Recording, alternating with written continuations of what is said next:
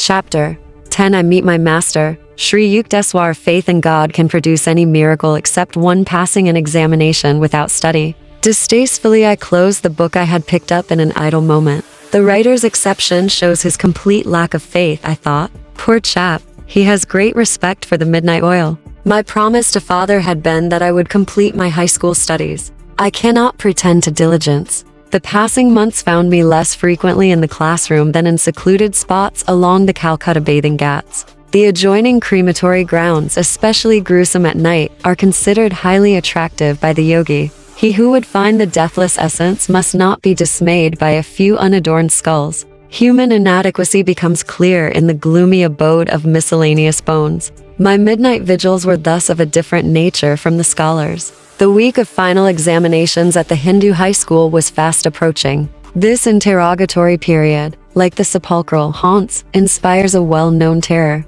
My mind was nevertheless at peace. Braving the ghouls, I was exhuming a knowledge not found in lecture halls, but it lacked the art of Swami Paramahansa, who easily appeared in two places at one time.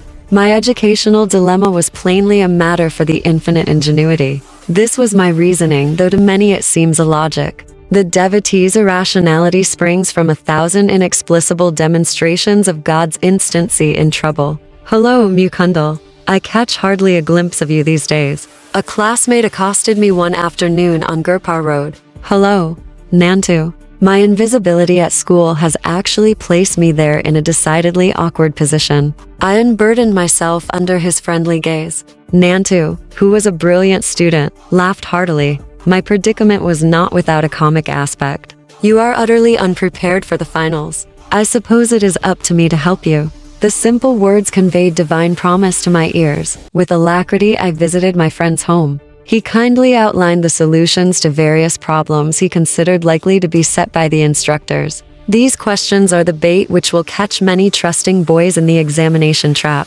Remember my answers, and you will escape without injury. The night was far gone when I departed. Bursting with unseasoned erudition, I devoutly prayed it would remain for the next few critical days. Nanda had coached me in my various subjects, but under press of time, had forgotten my course in Sanskrit. Fervently I reminded God of the oversight. I set out on a short walk the next morning, assimilating my new knowledge to the rhythm of swinging footsteps.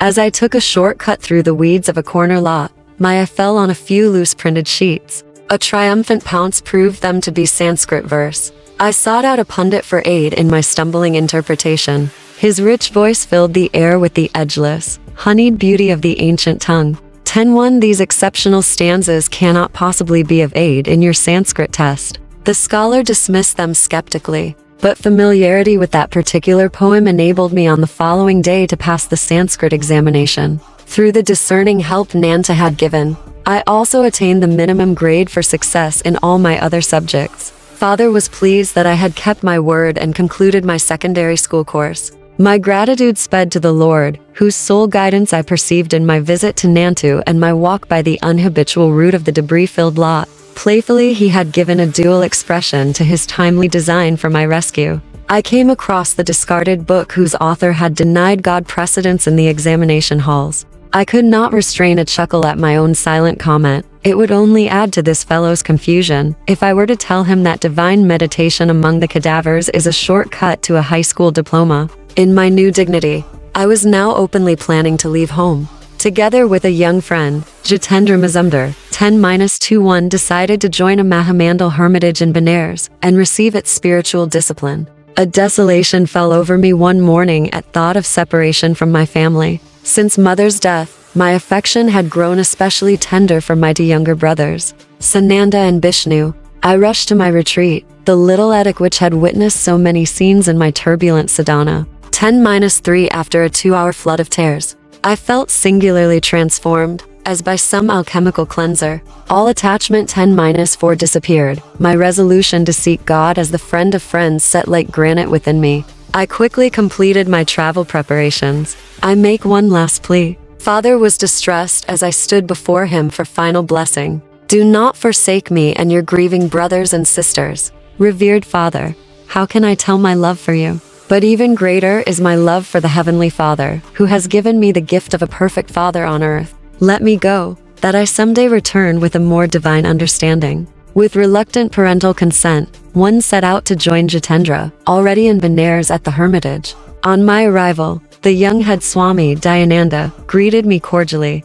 Tall and thin, of thoughtful mien, he impressed me favorably. His fair face had a Buddha-like composure. I was pleased that my new home possessed an attic, where I managed to spend the dawn and morning hours. The ashram members, knowing little of meditation practices, thought I should employ my whole time in organizational duties. They gave me praise for my afternoon work in their office.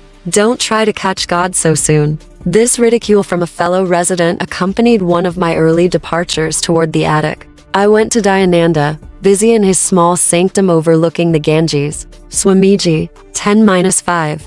I don't understand what is required of me here. I am seeking direct perception of God. Without him, I cannot be satisfied with affiliation or creed or performance of good works. The orange-robed ecclesiastic gave me an affectionate pat. Staging a mock rebuke, he admonished a few nearby disciples. Don't bother, Mukunda. He will learn our ways. I politely concealed my doubt. The students left the room, not overly bent with their chastisement. Dayananda had further words for me.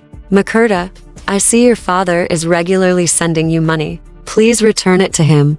You require none here. A second injunction for your discipline concerns food. Even when you feel hunger, don't mention it. Whether famishment gleamed in my eye, I knew not. That I was hungry, I knew only too well. The invariable hour for the first hermitage meal was 12 noon. I had been accustomed in my own home to a large breakfast at 9 o'clock. The 3-hour gap became daily more interminable. Gone were the Calcutta years when I could rebuke the cook for a 10-minute delay. Now I tried to control my appetite. One day I undertook a 24-hour fast. With double zest, I awaited the following midday. Dayananda's train is late. We are not going to eat until he arrives. Jitendra brought me this devastating news. As gesture of welcome to the Swami, who had been absent for 2 weeks, many delicacies were in readiness. An appetizing aroma filled the air, nothing else offering. What else could be swallowed except pride over yesterday's achievement of a fast? Lord, hasten the train.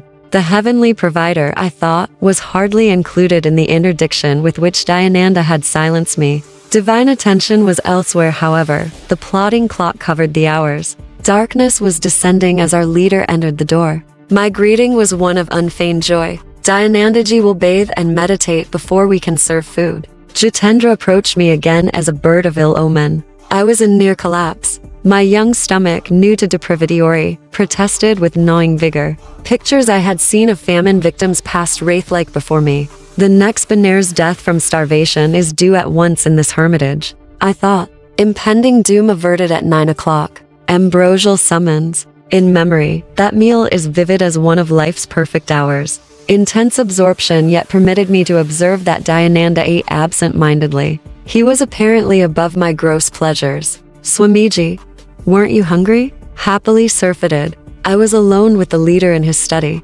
Oh yes, I have spent the last 4 days without food or drink. I never eat on trains, filled with the heterogeneous vibrations of worldly people. Strictly, I observe the Shastric 10-6 rules for monks of my particular order. Certain problems of our organizational work lie on my mind. Tonight at home I neglected my dinner. What's the hurry? Tomorrow I'll make it a point to have a proper meal. He laughed merrily. Shame spread within me like a suffocation. But the past day of my torture was not easily forgotten. I ventured a further remark. Swamiji, I am puzzled. Following your instruction, suppose I never ask for food, and nobody gives me any. I should starve to death. Die then. This alarming counsel split the air. Die if you must. Mukunda, never admit that you live by the power of food and not by the power of God. He who has created every form of nourishment, he who has bestowed appetite, will certainly see that his devotee is sustained. Do not imagine that rice maintains you, or that money or men support you. Could they aid if the Lord withdraws your life breath? They are his indirect instruments merely. Is it by any skill of yours that food digests in your stomach? Use the sword of your discrimination, Mukunda. Cut through the chains of agency, and perceive the single cause. I found his incisive words entering some deep marrow. Gone was an age-old delusion by which bodily imperatives outwit the soul. There and then I tasted the Spirit's all-sufficiency. In how many strange cities, in my later life of ceaseless travel, did occasion arise to prove the serviceability of this lesson in a Benares hermitage. The sole treasure which had accompanied me from Calcutta was the sadhu's silver amulet bequeathed to me by mother. Guarding it for years, I now had it carefully hidden in my ashram room. To renew my joy in the talismanic testimony, one morning I opened the locked box. The sealed covering untouched, lo, the amulet was gone. Mournfully I tore open its envelope and made unmistakably sure. It had vanished, in accordance with the sadhu's prediction, into the ether whence he had summoned it. My relationship with Dayananda's followers grew steadily worse. The household was alienated, hurt by my determined aloofness. My strict adherence to meditation on the very ideal for which one had left home and all worldly ambitions called forth shallow criticism on all sides. Torn by spiritual anguish, I entered the attic one dawn, resolved to pray until answer was vouchsafed. Merciful Mother of the Universe, teach me thyself through visions, or through a guru sent by thee. The passing hours found my sobbing pleas without response. Suddenly I felt lifted as though bodily to a sphere uncircumscribed. Thy master cometh today. A divine, womanly voice came from everywhere and nowhere. This supernal experience was pierced by a shout from a definite locale. A young priest nicknamed Habu was calling me from the downstairs kitchen. Mukunda, enough of meditation. You are needed for an errand. Another day I might have replied impatiently. Now I wiped my tear-swollen face and meekly obeyed the summons. Together, Habu and I set out for a distant marketplace in the Bengali section of Benares. The ungentle Indian sun was not yet at zenith as we made our purchases in the bazaars. We pushed our way through the colorful medley of housewives, guides, priests, simply clad widows, dignified Brahmins, and the ubiquitous holy bulls. Passing an inconspicuous lane, I turned my head and surveyed the narrow length. A Christ-like man in the ochre robes of a Swami stood motionless at the end of the road. Instantly and anciently familiar he seemed. My gaze fed hungrily for a trace. Then doubt assailed me. You are confusing this wandering monk with someone known to you, I thought. Dreamer.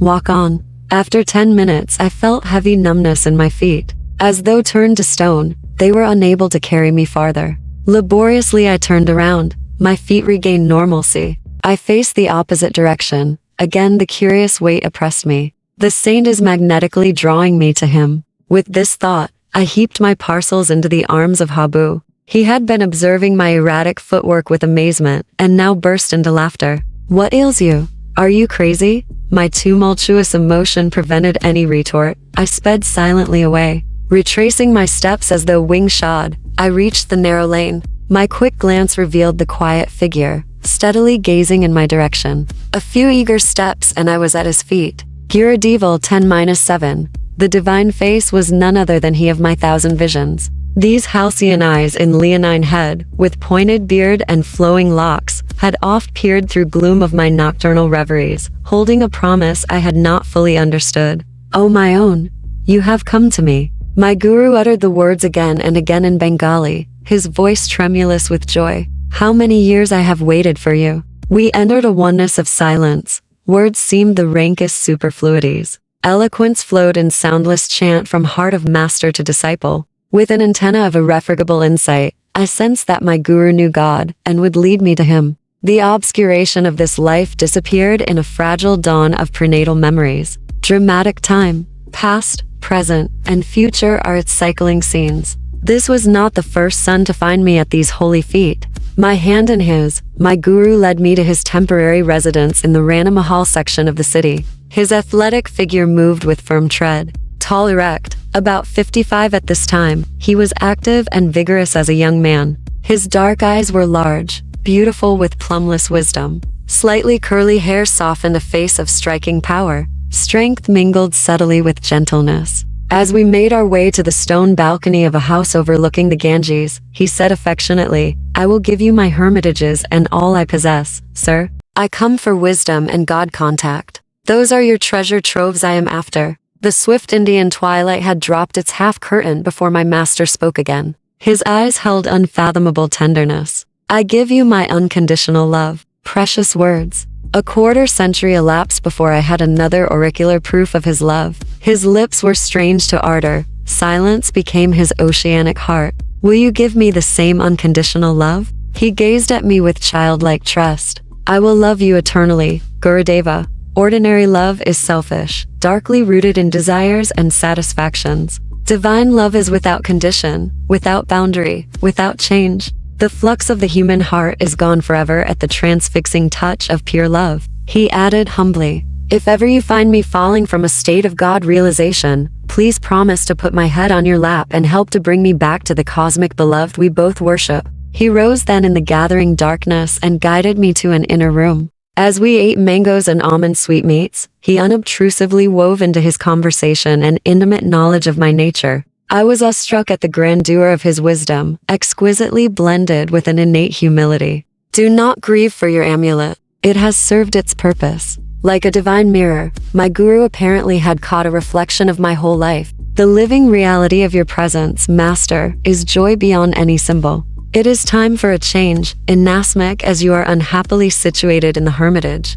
I had made no references to my life. They now seemed superfluous. By his natural, unemphatic manner, I understood that he wished no astonished ejaculations at his clairvoyance. You should go back to Calcutta. Why exclude relatives from your love of humanity? His suggestion dismayed me. My family was predicting my return, though I had been unresponsive to many pleas by letter. Let the young bird fly in the metaphysical skies, Ananda had remarked. His wings will tire in the heavy atmosphere. We shall yet see him swoop toward home, fold his pinions, and humbly rest in our family nest. This discouraging simile fresh in my mind, I was determined to do no swooping in the direction of Calcutta. Sir, I am not returning home, but I will follow you anywhere. Please give me your address, and your name. Swami Sri Yukteswar Giri, my chief hermitage is in Serampore on Rai Ghat Lane. I am visiting my mother here for only a few days. I wondered at God's intricate play with his devotees.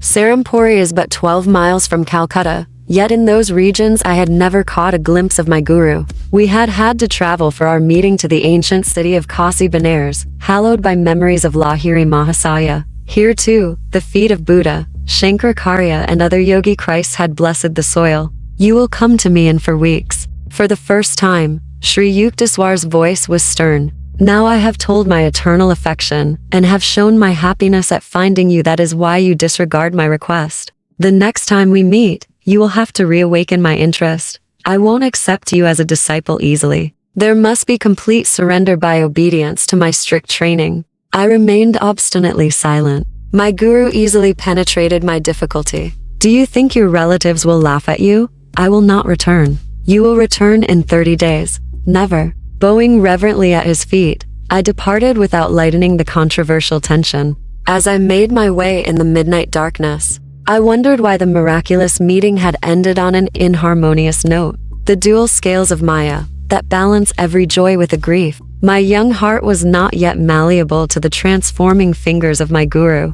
The next morning I noticed increased hostility in the attitude of the hermitage members. My days became spiked with invariable rudeness. In 3 weeks, Dayananda left the ashram to attend a conference in Bombay. Pandemonium broke over my hapless head. Mukunda is a parasite, accepting hermitage hospitality without making proper return. Overhearing this remark, I regretted for the first time that I had obeyed the request to send back my money to father. With heavy heart, I sought out my soul friend, Jitendra. I am leaving. Please convey my respectful regrets to Dayanandaji when he returns. I will leave also. My attempts to meditate here meet with no more favor than your own. Jitendra spoke with determination. I have met a Christ-like saint. Let us visit him in Serampore. And so the bird prepared to swoop perilously close to Calcutta. 10:1. Sanskrita, polished, complete. Sanskrit is the eldest sister of all Indo-European tongues. Alphabetical script is Devanagari,